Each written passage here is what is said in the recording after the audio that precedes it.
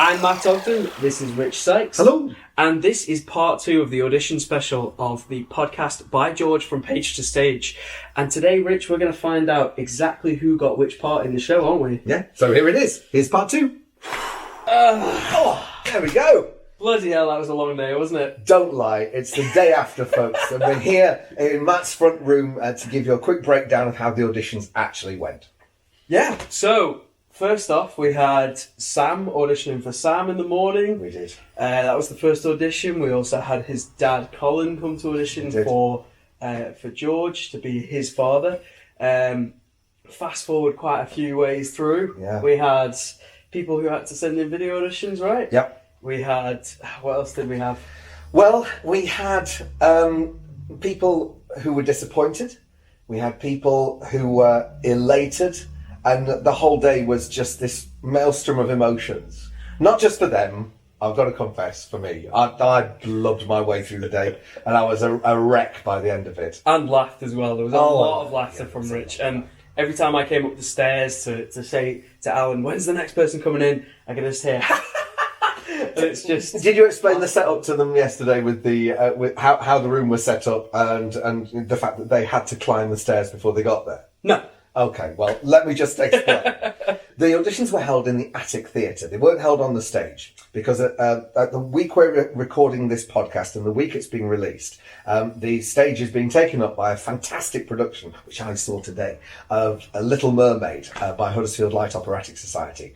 Breathtaking. Go and see it. Absolutely superb. We're seeing it on Sunday, so I'm really looking forward to that. Yeah, you'll love it. You'll love it. Yeah. But the reason that meant that our auditions were elsewhere in the building, and there's a place called the Attic Theatre, and it's as high up the building as you can get.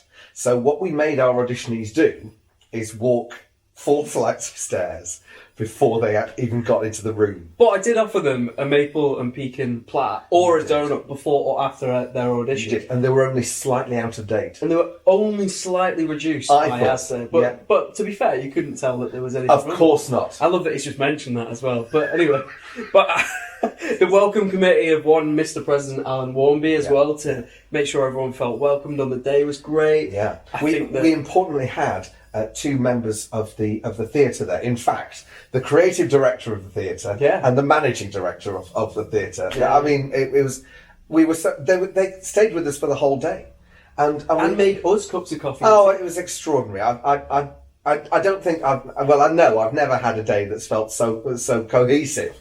You know, felt so together. There seemed to be a common purpose for everyone. And when you've got a panel of which we had of 6 people. Who were all chipping in ideas. Usually there's tension, there's I don't want that person, we've got to have that person. You're all agreeing with each other from what I saw. There was no conflict. I was we weren't fighting. It would have made a very, very boring podcast, I'm afraid. There was genuinely, and there were a couple of reasons for that. Everyone knew what they wanted going in. The fact is, I didn't have a vote, and Maria didn't have a vote. You're just there as guidance. Exactly, and I think that helped a lot. I'm not saying there weren't disagreements, but there weren't fights. They weren't all out. Well, if she gets it, I'm not doing it. And I've been in the room when that's happened on some occasions, and it's just amateur theatre for you, that isn't it? It is, and genuinely, it felt like a day without baggage and without politics, and that's astonishing. And it was really lovely. Like, we've talked about it in other episodes where you had people coming who were making their big return to theatre, who hadn't been on a stage doing a musical theatre production for 10, 16, 20, whatever years it was. You know, and there was so much nerves from some of them. But then the most nervous people generally, gave the best auditions, right? I'd say so. Yeah. I'd say... I don't know whether the nerves meant that it mattered more to some people than others. Yeah. It's possible. Having said that, there were nervous people for whom said, "Oh, I just hate auditions." And I don't understand that. We've had this conversation on the podcast before, where I see it as my own personal show, and I'm a massive show-off. So I've no problem with auditions at all. I just don't care. I love that approach to things. I think the thing as well that I really loved was the fact that every person I spoke to before their audition was saying, "Oh, I just don't know it. I just don't know it. And I went, none of you know it. The whole point is that Richards wrote this musical and then given you the audition material 3 or 4 weeks before the audition and said, do whatever you can with it, interpret it however you want. And I know that a lot of people there saying, oh, do you want it like this? Do you want it? And you went, do it how you want to do it, because we want to see what you're going to bring to it. Yeah. One of the original things we said was that we'll probably play around with your performance on the day and modify it. We didn't do that at all. And whether that's disingenuous of us, I don't think it is, because genuinely, everyone on that panel had a great deal of experience and perspective, and we could tell if a person could do it, or be moulded, or accept direction should it be required. And it was a joy. Key surprises for me were the people we cast. I mean, it sounds glib to say it, but genuinely, I would not have dreamed that cast list, first of all, will be full by the end of the day. We cast it, we called everyone, and we got acceptances from everyone within 10 hours. And they were all in the pub as well. Oh, we were. Oh, yeah. Insane. Yes, there was. Yeah, and a lot stayed in the pub to celebrate, not commiserate, celebrate. So it got messy. Voice notes and stuff, actually. So I bet they weren't spelt right. Yeah, well, they weren't spoken right. That's for sure. But that was just a few. But... So it was a very quick process for many reasons. But the key is we got a dream cast. Yeah. At the beginning of the day, I spoke to Maria, and honestly, I said, "I'm ready for the disappointment. I'm ready." You know, I'd accepted the fact that there's going to be a compromise here between availability, quality, and we're going to have to move things around so that people get the right parts. I didn't compromise once. There was not one compromise, Matt, and I'm so proud of it, because to be able to get people the audition room so full of such great talent, local talent, and say passion as well. Oh yeah, people who really, really wanted to do it. I mean, it's a good job the Pauline auditionees were separated, because there would have been a fist fight there amongst them. People just wanted that part so much. And it shows how rare parts like that, with a character arc, with for a woman of between 45 and 65 are. Where are they? Where are these musicals? And I'm just so delighted that they've been embraced in this way. We had 7 auditions for Pauline. Extraordinary thing. Yeah, loads for Lil as well. Oh, it's just heaven. I would never want to live that day ever again. Not because it wasn't pleasant. It's because we couldn't improve on it. We couldn't. Let's just talk through who's got what, because you've seen people going into the auditions. So I think it's fair. We haven't seen everyone going into the auditions. No, we didn't. There are some omissions, and you won't have got the people who sent in video recordings either. But from the top of the table, let's start with our star. Nikki Cooney worked with me 18, 20 years ago. Yeah. We'd grown up together. We were in the Kirklees Youth Performing Arts Company together, and she was. I've got to say, she was someone who had been on my radar for a long, long while. Facebook is great for that. It keeps you in touch with people who you knew. You might slip in and out. Absolutely, but whenever you meet them, they are always the people that you could just talk to for hours. Yeah, you just unpause where you left. Yep, absolutely. And it really felt that way yesterday. Now, of course, like I said, I didn't have a vote, so there was no way I was swaying anything. A lot of the panel had never seen Nikki perform ever. And I was kind of gutted not to get to chat to Nikki beforehand as well. She wouldn't let you. No, she was really focused, she was very nervous, and everybody that I spoke to afterwards were praising her and saying how great she was. And I get to see firsthand. Yes, but the reason she didn't do the interview are the reasons her audition was so good. Yeah. She was so focused. Yeah. And she was so nervous. Yeah. She apologised after every single thing she did. So she did a piece of dialogue and apologised. It sounds like first act Pauline, to be fair.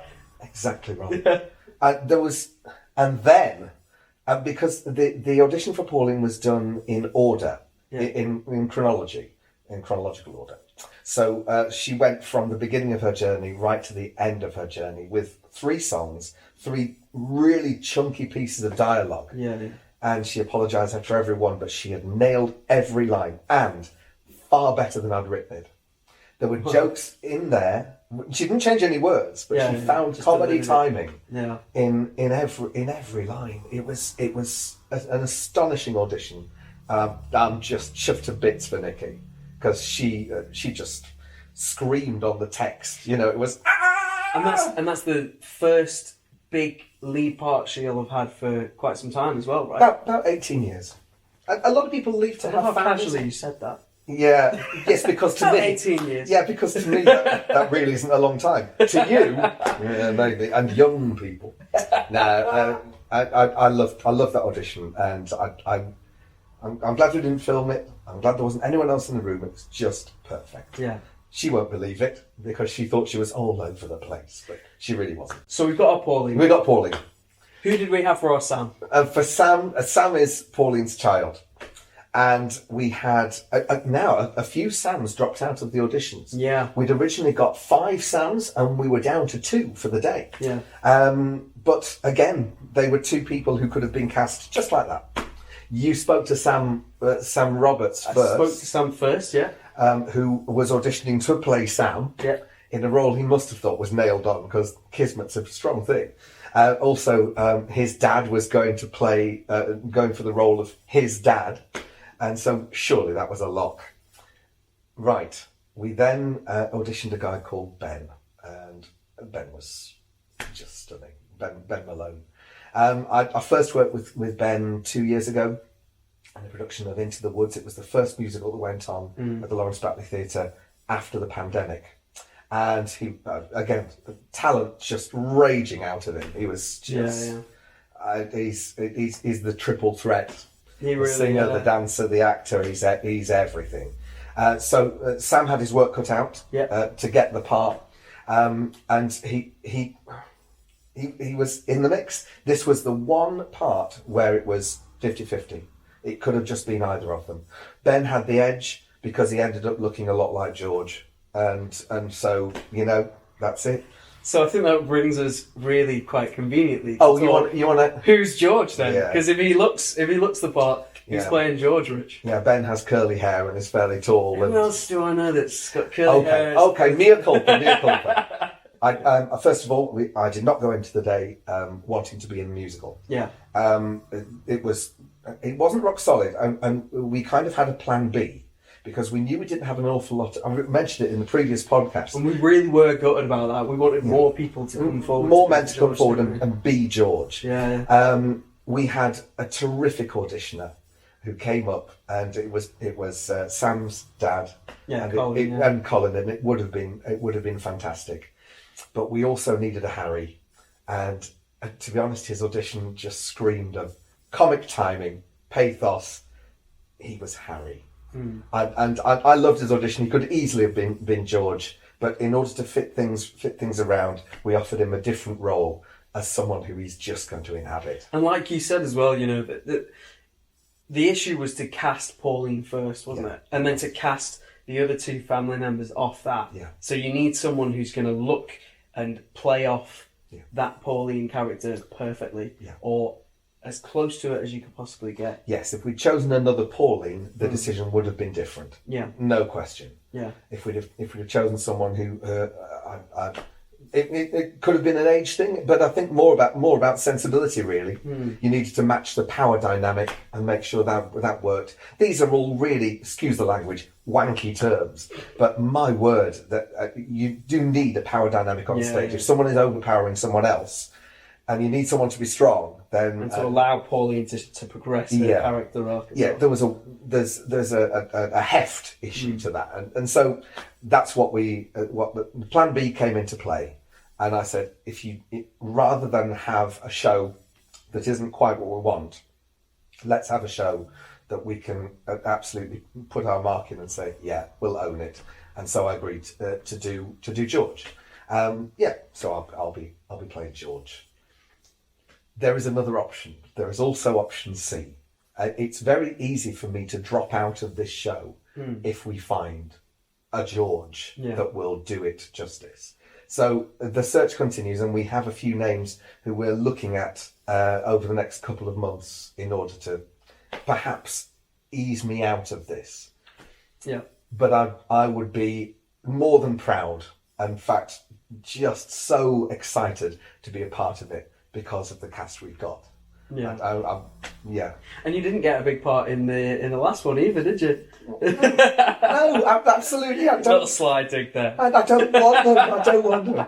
But no, I'm done. I think the best thing to do as well is to say to our viewers, listeners, to keep listening and subscribe to the podcast, because things like that, like little production changes, this is the whole point of this, isn't it? It's to see the from page to stage. Yeah. There are going to be hiccups, there's going to be bumps in the road, there's That's going to be new things that are exciting that happen. There could be like little bits that change throughout the piece, and casting George could be one of those situations. It could. I mean, obviously, it would be great for the podcast if the whole thing fell apart and people dropped out, and it would be very exciting. If I end up on stage in a loincloth again, that's right. It would be compulsive viewing for the podcast. But from a personal point of view, I hope to God it's boring as hell. I love it. So let's continue down the cast list. Excellent. Yeah.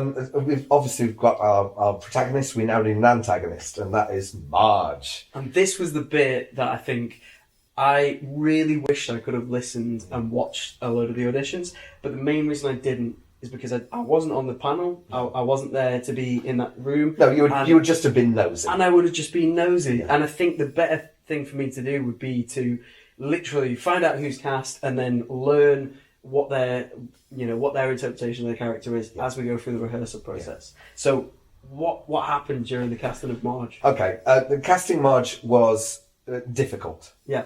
We had very strong candidates for that.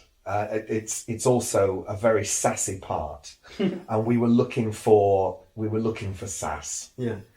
We got two very distinct readings of it, and one was more sedate and threatening, and the other one was sassy, sexy, over the top.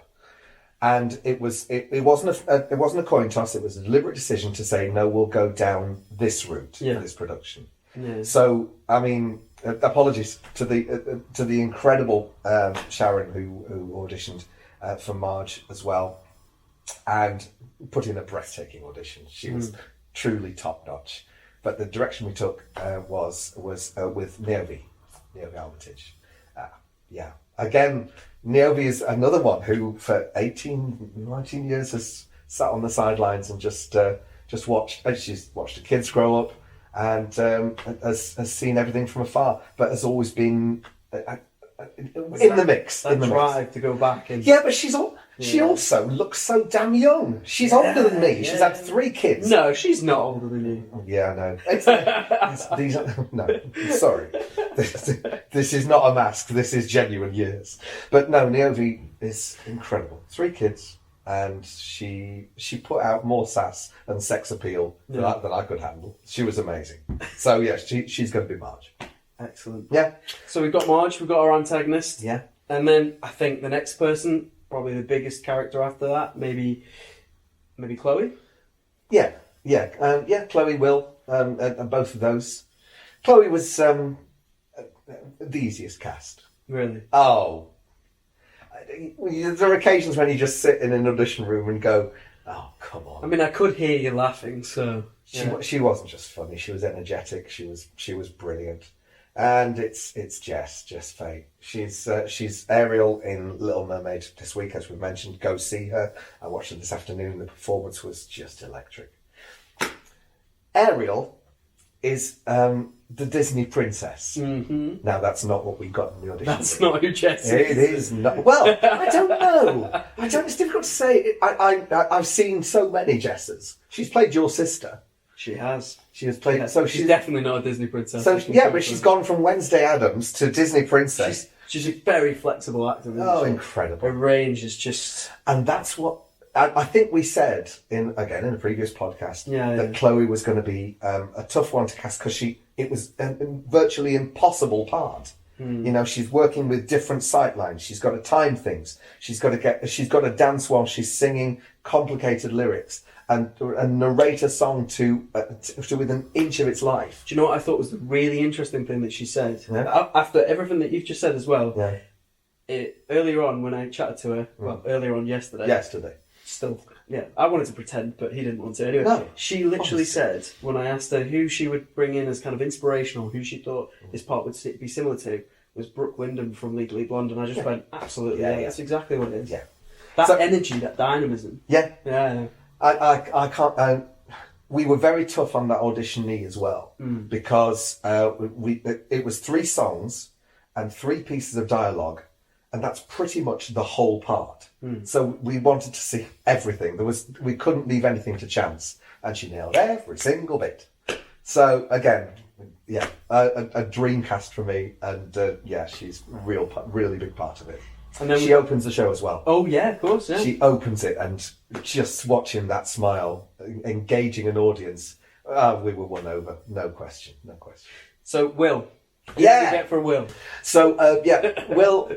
This is a guy called Gareth Cole, and Gareth had come from Rochdale. He'd driven all the way from Rochdale to take part in this thing because he really liked the script. We've worked together before, around 2004, 2005. And again, it's another Facebook. We've been very close ever since. I thought, he's absolutely perfect for Will. And so he put on his audition that he was going to be auditioning for Harry and Will. And then he came in and he said, I don't want to audition for Will. I'll just audition for Harry. And I was a bit dumbfounded because I thought, you're not Harry. You're not Harry. What are you doing? But a lot of people auditioned for 2 roles, didn't they? Yeah. But he didn't. With that one, you were kind of going, really want you to be a Will. I really did. But it wasn't, not my choice. So he auditioned for Harry. It was fine. Could easily have been a Harry. But everyone was kind of nudging each other at this point on the panel saying, no, he's a Will. In fact, Maria noticed that when he walked in, she double took, because the person who walked in was exactly who she'd envisaged as Will. And it may be because we worked on the script together, and the character beats that we dropped were this is what Will is supposed to be. And so I twisted his arm at the end of his audition for Harry and said, "Can you just read us this? Just read Will. You don't have to sing the song. Just read that." And he did, and everyone, the whole panel immediately went, yep. Will. This is Will. Nailed on. Yeah. I'm going to say it on the podcast. You idiot, what did you say Harry for? Just amazing. You will. Trust me. Amazing.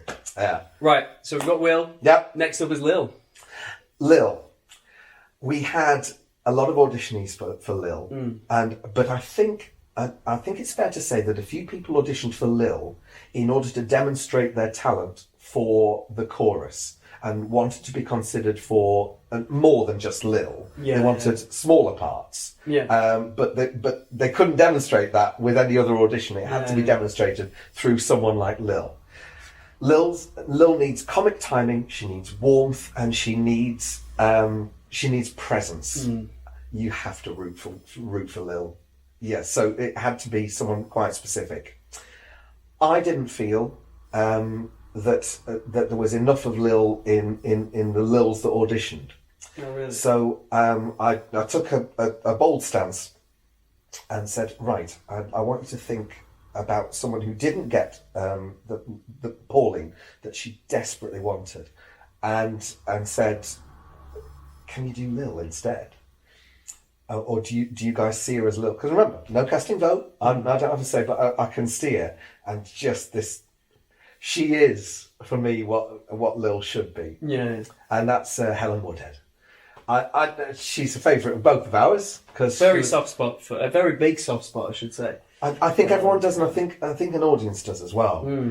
A real warmth. She's gained so many laughs in an extensive time. And she's very much like a staple of Woodhouse as well, isn't she? Yeah, she is. She's someone that's just very reliable, solid performer, lovely person to have around. Yeah, I think that's the difference in this project, in that because of the involvement of the theatre and because it's the second show of the year, society ties were a lot less important than finding the correct person. I think they should have been anyway, yeah. I would say so, but inevitably there is a thing of, look, this person belongs to our society and we don't want to just bring in someone from over here to fulfill that role when we have a perfectly good one within society just because they're an inch better. So sometimes there's that compromise I mentioned earlier. And this was one where we didn't want to compromise, and and it just so happens as well. Like she's perfect. Helen's just exactly right. She's just right. Yeah. To be fair, Helen could turn her head to any of these parts and saw through them. But for me, God, we've got a great Lil. I can't wait to see her do that. Excellent. Right. So that's let's call them the principals. That's our principals. Who's our kind of, let's say, supporting characters? They are all characters in their own right. The key thing about they're not called choruses in the script. No. They're called ensemble because this is the equivalent of an ensemble cast. We've picked character to pepper through the chorus and the ensemble and everything else, just to make sure that we've got faces that people can say, I know that person. Yeah. She walks past me on the street every single day. And so we've gone. I'm thrilled with the extended cast. Yeah. Because a lot of people said, even though I didn't get that part, I would just love to be a part of it. A smashing lady called Becky is going to be a key component of the rest of the cast, and she I think I spoke to her yesterday. She is a superior singer of the highest order. Yeah. And you and I have again both worked with her. Yeah, she's cracking. Oh, amazing. And she'll add such depth to the chorus. She's not the only one. Yeah. She's not the only one. The ensemble will be full of Becky's, and it's so good. Can't wait. So that's pretty much where we are. Now, I disappeared to Japan for 3 weeks with work. I know. It's all right for some. It's all right for some. Work. No, I'm getting edgy about it because if yesterday hadn't gone as well as it had, I don't know how I'd have felt about going to work for three weeks elsewhere. I would have had the option to say no. But no, I feel so confident in this cast, which is a superb position to be in. I did wake up in a panic this morning at 3 a.m. Oh, right. I got back from the pub, which may have had something to do with it, but I doubt it.